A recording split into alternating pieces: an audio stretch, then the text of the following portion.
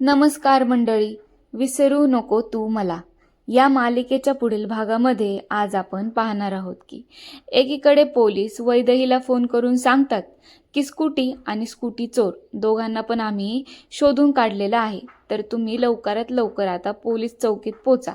आता वैदेही पोलीस चौकीत पोचते, पण आता चोराला पाहून तिला खूपच मोठा धक्का बसलेला असतो, कारण की तो चोर हा सूर्याचा असतो आणि आता सूर्या वैदेही समोर निर्लज्जपणे दात काढत उभा सुद्धा असतो।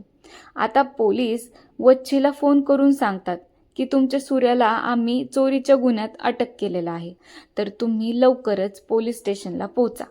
आता हे ऐकून वच्छी खूप चिडते, फोन ठेवते आणि आता सुधाकरला घेऊन ती पोलीस स्टेशनला जायला निघते।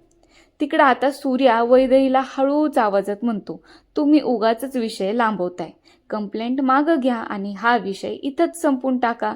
त्यावर वैदेही त्याला म्हणते, स्कूटी तू चोरली माझीस आणि आता मीच गोंधळ घालतीये असं म्हणतोयस का तू?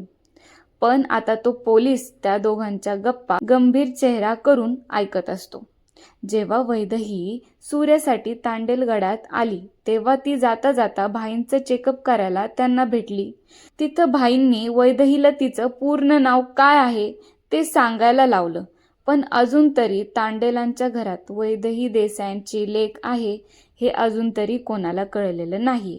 पण तुम्हाला ह्या मालिकेच्या अशाच अपडेट जाणून घ्यायच्या असतील तर तुम्ही पटकन चॅनलला सबस्क्राईब करा आणि त्या बेल आयकॉनवर क्लिक करायला विसरू नका। Bye bye.